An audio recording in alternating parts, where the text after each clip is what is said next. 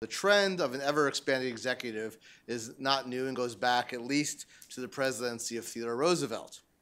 As presidential power has grown over the last century or so, so has, not surprisingly, the abuse of presidential power.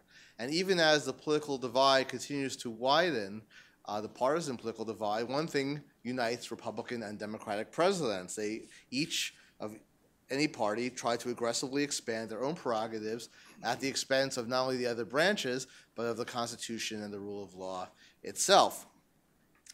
The big reaction to this by Congress came in the 1970s after the disasters of Vietnam and of the corruption of Watergate, and Congress enacted a series of measures to try to restrain the executive and bring more power back to itself and to curb the executive and to restore, to some degree, the rule of law. These reforms, unfortunately, have been largely ineffective. Nevertheless, until recently, it seemed that presidents felt constrained, in most cases, to try to obey the law, but at least to pretend that they were doing so. Unfortunately, we seem to have reached a tipping point with the Obama administration. This administration has been aggressive about asserting presidential power, doing so in lawless ways and in unusually wide range of areas. Moreover, and this is really maybe the most unprecedented thing, to use a word from the title of my book, that the Obama administration has accomplished, that the president himself and his advisors seem to see this not as something to be ashamed of. We don't surreptitiously go around Congress. We don't surreptitiously violate the rule of law. But this is a desirable way of governing, something to brag about. We can't wait, says the president. We can't wait for Congress, so I'm just going to take my pen out and sign things.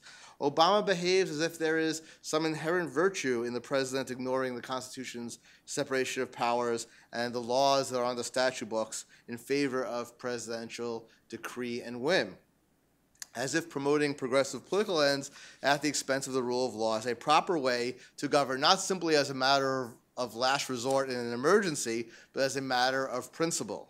When pressed for an explanation, his supporters claim that the fact that the Republicans in Congress are alleged to refuse to cooperate with the president's agenda and that Congress is supposedly dysfunctional somehow gives the president extra powers beyond those provided by the Constitution. But in fact, the Constitution doesn't contain implicitly or explicitly any Congress is a bunch of jerks so the president gets more power clause. It just isn't there. I've looked several times. Let me run down some of the examples that law, I'm not going to summarize the whole book for you, but let me run down some of the examples that Lawless gives of the abusive exercise of presidential authority. Going to war in Libya, in blatant violation of the president's own promise, own statements before he was elected about when the president could go to war without congressional approval, and even more egregiously, in blatant violation of the War Powers Act. Appointing so-called czars to high-level government positions to evade constitutionally mandated confirmation hearings and also congressional oversight. Modifying, delaying, and ignoring various provisions of the law he himself signed, the Affordable Care Act, in violation of the law itself. Attacking and slandering private individuals for engaging in constitutionally protected speech. Issuing draconian regulations for sexual assault on campus, not through formal regulation, but through an informal Dear Colleague letter that's not subject to any normal legal proceedings or review. Ignoring 100 years of advice from the Office of Legal Counsel and arguing that the D.C. delegate could be granted voting rights in Congress. Running General Motors from the White House without any hint of statutory authorization to do so, and then also rewriting the bankruptcy laws to favor unsecured creditors, notably the auto workers union, over the secure creditors who are supposed to get preference under the law. Imposing Common Core standards on the states via administrative feedback, and much more. That's just something of a laundry list, and there's even more in the book. And because this is a laundry list, let me just talk about 3 of them in some more detail. The first one is one that probably most of you have never heard of. I just mentioned it, other than the fact I just mentioned it, but it's really important because it is so telling about the Obama administration's attitude towards the Constitution and the rule of law right from the very beginning. So in April 2015, less than 3 months after Inauguration Day, the administration decided to push for a law that would grant the D.C. delegate voting rights in the House of Representatives. The Constitution, however, limits voting rights in Congress to representatives of the several states. D.C. is a specially designated federal district. It's not a state. Is that fair? Is that just? Not my concern. That's what the Constitution says. That's what the law says. You won't like it, you change the law. So attorneys in Obama's Office of Legal Counsel told him, look, you can't support this law. We have 100 years of Office of Legal Counsel precedent saying that the D.C. delegate can't get a vote. Republican administrations, Democratic administrations, liberal administrations, conservative, they all agree. And I should point out two things about the OLC, Office of Legal Counsel. One is that they are mostly, there's some civil servants, they're mostly political appointees by the president. So they're part of the executive branch, and they're mostly the president's own political appointments. What does that mean? That means they really bend over backwards to try to find legal authority for whatever the president wants to do. Therefore, and this is the second key point, they're one of the very few checks on presidential authority because the presidents typically understand, well, if the OLC tells me I can't do something, they're my own lawyers, they're part of the executive branch, they're trying to find a way to let me do what I want to do, then I shouldn't do it. Right? That's just the norm. OLC says no, that's basically it. But instead of deferring to the OLC, Attorney General Eric Holder went to the Office of the Solicitor General and asked them to review the issue of whether the D.C. delegate get voting rights. Now, Holder didn't ask the SG's office, is this constitutional or not? Because A, he knew they'd say no, and B, that's not the SG's job. What the Solicitor General's office does is defend the government in court, and by tradition, they will defend any law that they can make a non-frivolous argument in favor of its legality, of its constitutionality. So Holder asked the OLC, is this so absurd that you couldn't defend it in court? And they said, no, it's not that absurd. And then they went ahead and did it. So let's review here. What was at stake? Nothing really was at stake in practice, because how often does the House of Representatives ever have tie votes? Never, basically.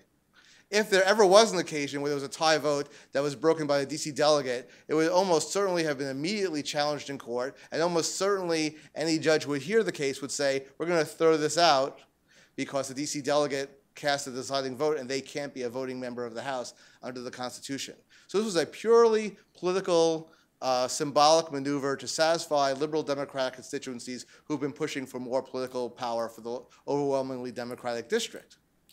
It was purely symbolic, had no real influence on anything. Nevertheless, Attorney General Holder, and by implication President Obama himself, were willing to undermine the OLC, one of the very few checks internally on presidential authority, right at the beginning of the administration for basically no reason, just for the symbolism and politics.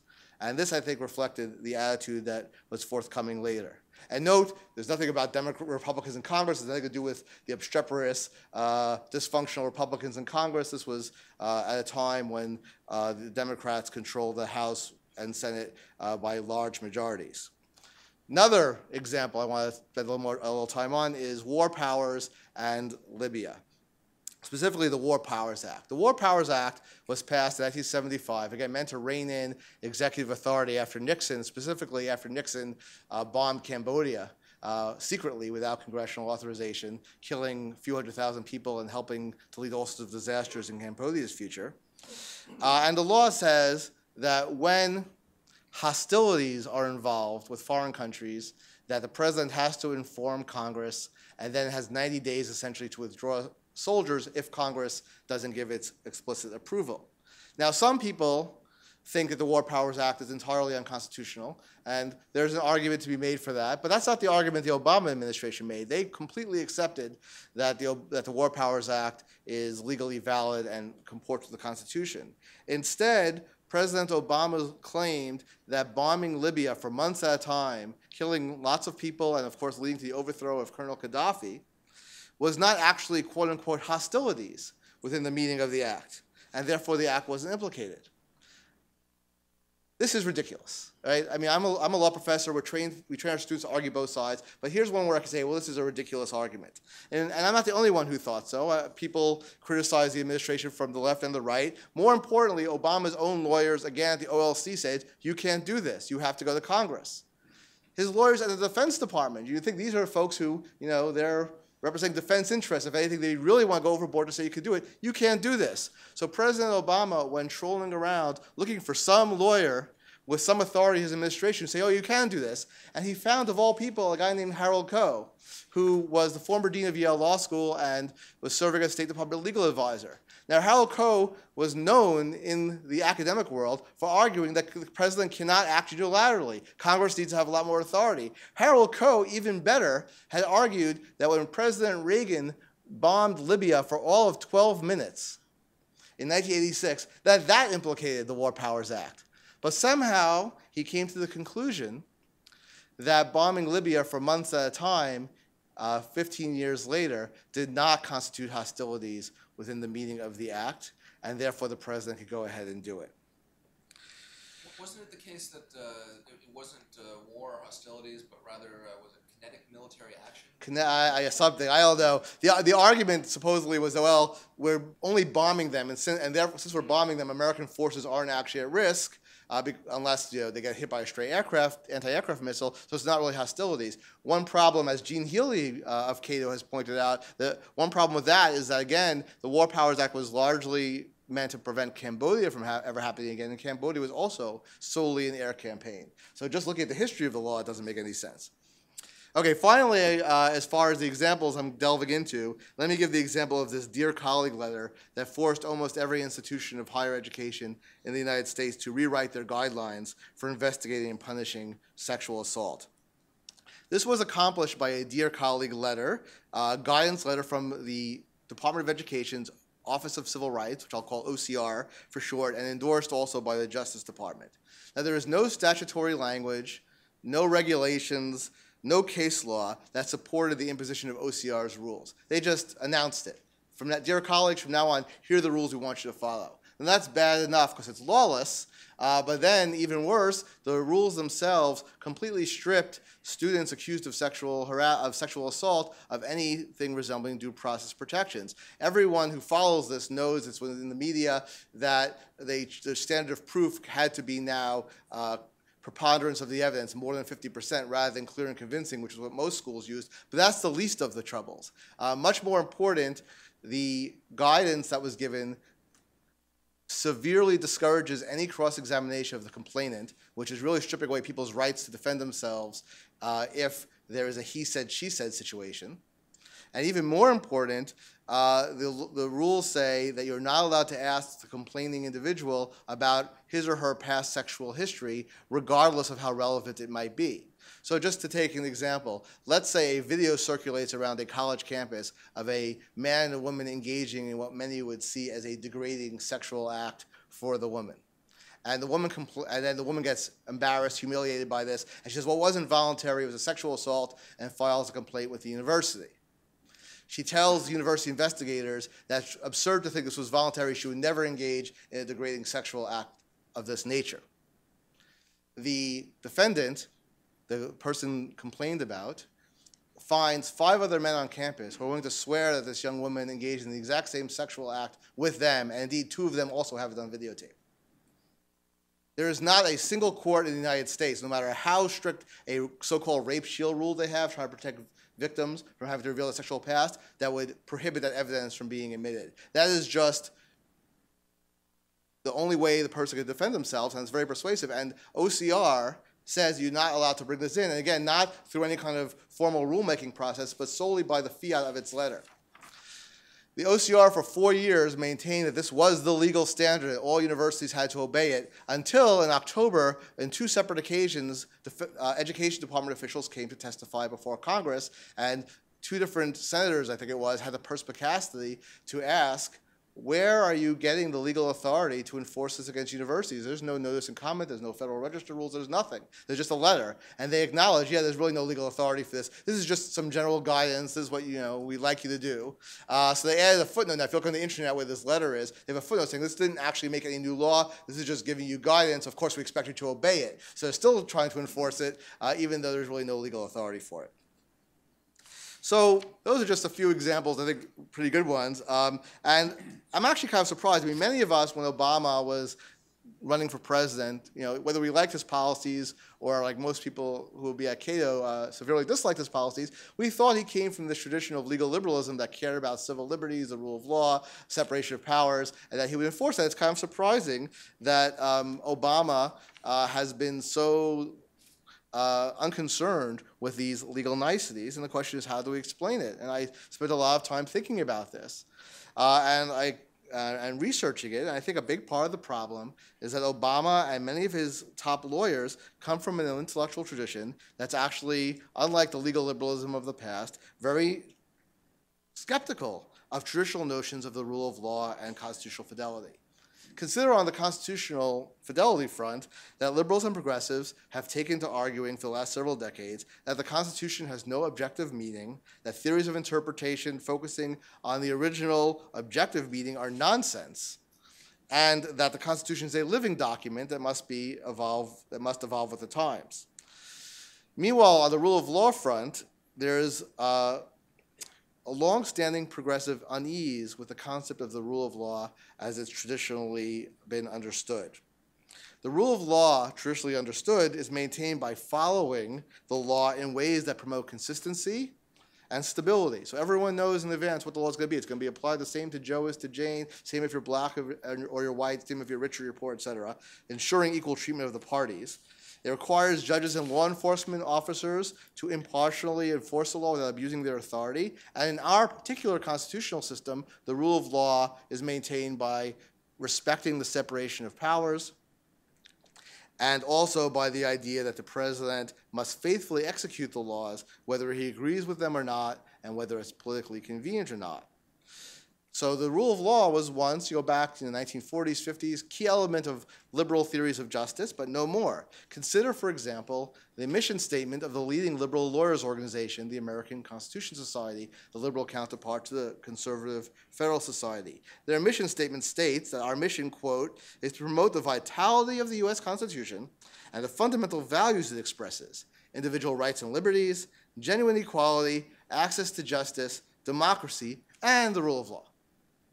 So note, the rule of law is given no more weight than really abstract, unattainable goals like genuine equality. And if you're balancing them, if that's your attitude, hey, we could try to promote genuine equality here and help these people. Or the rule of law, well, it goes back to the rule of law later, right? That's going to happen. And this didn't happen by accident, but is the result of long-standing ideological trends of the left. The importance and even coherence of the concept of the rule of law came under a series of attacks in the legal academy coming from the left in the mid-1970s. First came the critical legal studies movement, or CLS, which is an intellectual descendant of the legal realist movement of the pre-World War II period. In its crudest version, the realists argued that laws and precedents are so indeterminate that they could mean whatever interpreters want them to mean. That's really silly, actually. But in less crude versions, which are less silly, legal realism means that extra legal considerations come into play far more than traditional legal analysis allows. Ideology, class bias, all sorts of other things may influence judges. It's not just a legal science. Okay, that was very influential in the 20s and 30s. It kind of fell out of favor among liberals in the 40s and 50s. Why? It seemed nihilistic. It seemed like the kind of thing that gives aid and comfort to the Nazis and communists and others who didn't really respect the rule of law. If there's no rule of law, what intellectual weapons do we have against groups like the Nazis and the communists? But legal realism made a big comeback in the 70s. So I mentioned CLS already, and that also spawned critical race theory, radical legal feminism, and so forth. And as law professor Charles Barzoon of UVA explains, CLS adherents, quote, argued that the rule of law was both impossible in practice and in any event undesirable in theory, unquote. Let me read to you from the invitation for the first annual CLS conference held in 1977. Law is an instrument of social, economic, and political domination, both in the sense of furthering the concrete interests of the dominators and in that of legitimating the existing order. So the rule of law is not, if it exists at all, it's a bad thing because it just helps the elite maintain their power. The more general sensibility of all these critical movements, CLS, critical race theory, radical feminism, can be summed up with the mantra, law is politics. And if that's what you think of the law, it's not terribly surprising why the concept of the rule of law wouldn't appeal to you. the various groups of critical legal scholars whose influence, by the way, peaked right around the late 1980s when I was in law school, and so not coincidentally, perhaps, was Barack Obama. Not coincidentally, not because we were both in law school, but not coincidentally, the ideas peaked while he was there, and he was influenced by them. All these critical scholars were always a minority, even among the majority of left-leaning faculty. Most law professors were and remain traditional liberals, not critical legal scholars. Nevertheless, their influence has been broadly felt in the legal academy and therefore has been influential in undermining commitment to the rule of law. So, as it turns out, the rule of law maintains a tenuous foothold as an important concept in the liberal legal academy, but it means something different. It's not the classical liberal rule of law of objectivity, neutrality, and so forth. It's the rule of law, well, if the government wants to do something, it has to come up with a non-ridiculous theory as to why it's legal. So this doesn't put no constraints on the government, because the law will only bend so far without breaking. It just doesn't put very much of a constraint on the government. And in fact, if you were thinking to yourself, what things has the Obama administration really wanted to do that they have decided not to do because someone said it would be illegal to do so? The list isn't very long, even though there have been so many legal controversies. And interestingly enough also, when the Bush administration pushed executive power to its limits and beyond, there were quite a few lawyers in the Bush administration who objected. They objected internally, and some of them threatened to resign if the administration went where it wanted to go. And then Bush pushed back. One interesting thing to me about the Obama administration is, despite all these legal controversies, surely there must have been someone in the administration at some point who said, well, we really shouldn't be doing this. I've scoured the literature. I haven't seen a single example of anyone saying, this is so important to maintain the rule of law that if you go ahead and do this, whatever it is, bomb Libya in violation of the War Powers Act or whatever, I'm going to resign. Undermine the OLC the way you're doing, I'm going to resign. No one's done that because the rule of law is just less important than the politics. Admittedly, government officials stretching their power as far as they can without blatantly violating the law is hardly news, but as I mentioned at the beginning of my talk, Obama is the first president, to my knowledge, to actually brag about going around Congress and acting unilaterally. One of the great telling moments of the Obama administration was in 2013 when after he won re-election at his State of the Union address. He gave a big speech at that address where he said, I'm going to go around Congress and do whatever I could do with just my pen and piece of paper and sign executive orders. And not only did Democrats not object in Congress to this usurpation of their power, all the Democrats in the audience gave him a standing ovation. So you'd think that Congress, the framers hoped that each branch power would counteract power and whatnot, but it turns out that instead partisanship is more important than preserving the prerogatives of each branch. Meanwhile, the problem with people often say, well, there are all these problems with the president's executive power. Why don't people just sue? Why don't the courts step in?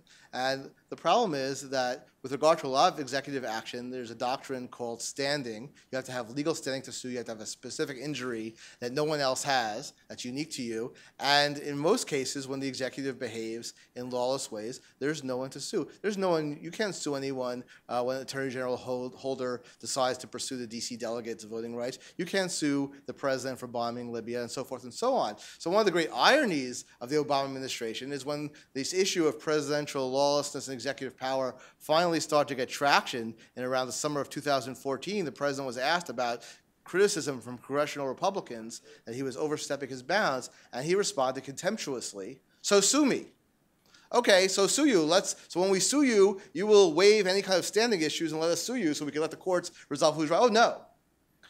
Ever since President Obama said, so sue me, and Congress took them up on that in a few cases, the president's lawyers have been spending all their time in court arguing that no one's allowed to sue him.